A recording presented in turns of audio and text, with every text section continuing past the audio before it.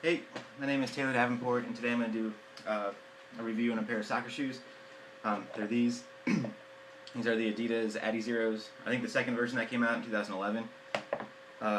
First things first, I've had a pair of F50s every year since I was in 8th grade, and I'm 24 now, so it's been a while. The first pair I had were a pair of old leather ones. I can't think what they were called, actually. They had like the spider web pattern on the front of them. Anyway, after that I had the first pair of the tunas, when you could change out the studs from from hard ground to firm ground or soft ground. Those were the F50.6s. They came out right before the World Cup in '06. Then I had 3 pairs of the F50.7 tunas. Those are my favorite ones that to that point, those are the favorite ones that I'd had ever.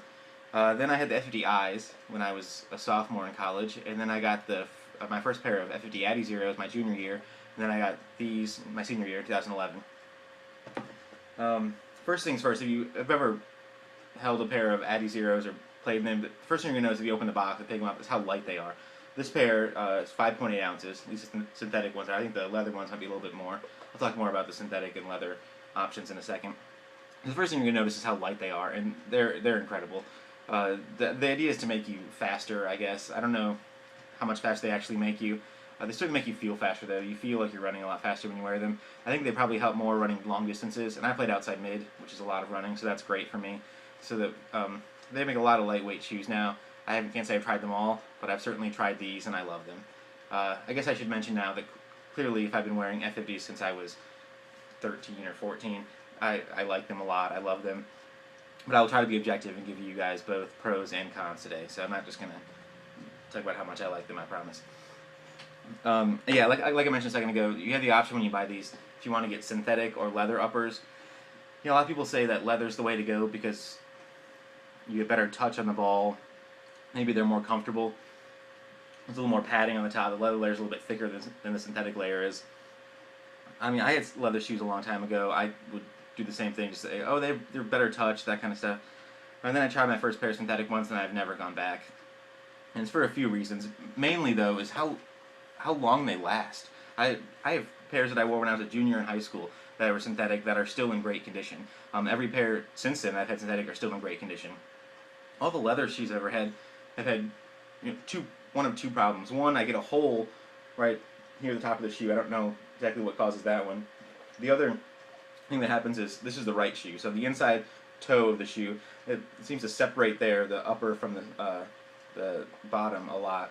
And I don't know if that's better. I've never had that problem with a pair of synthetic ones. I'm not sure if it's like the glue works better on the synthetic ones. I'm not quite sure exactly what it is, but I can tell you from experience that synthetic shoes absolutely last way longer. Another added bonus to synthetic shoes, this is layered. They call it sprint skin. I'm sure it's incredibly high tech, but what it boils down to is it's a waterproof layer of very high tech plastic.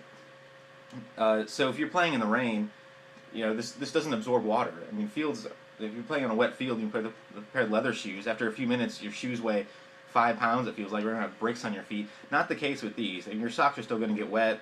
It's gonna be, it's not like it's gonna keep your foot completely dry, but the shoe itself is not gonna take on hardly any water.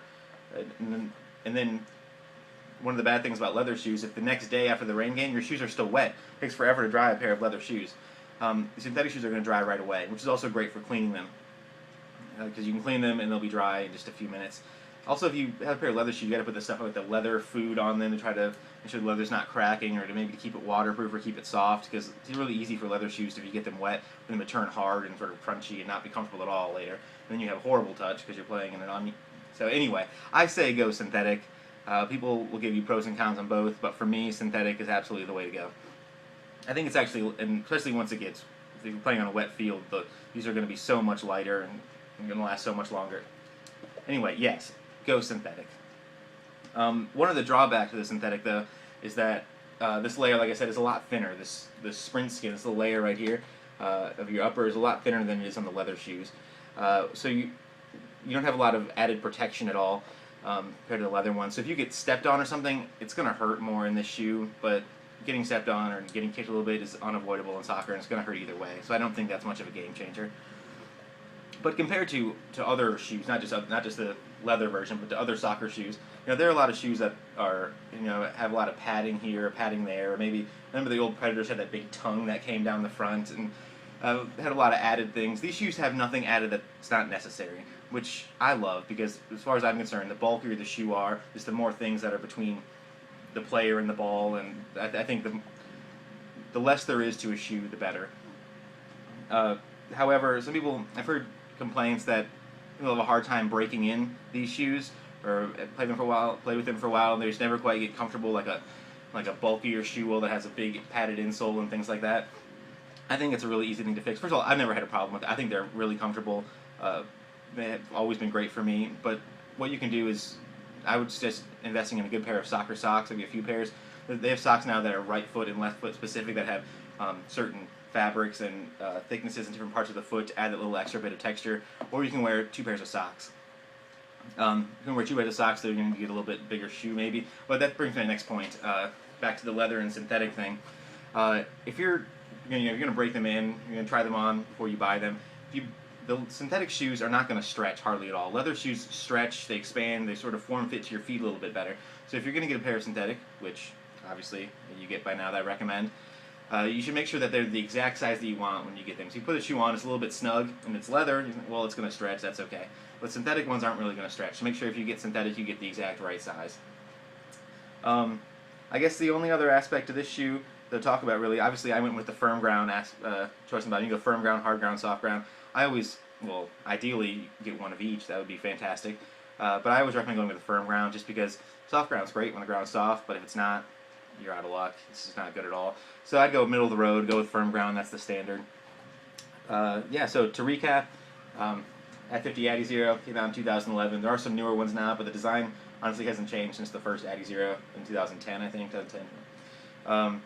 The best part about them is that they're incredibly lightweight.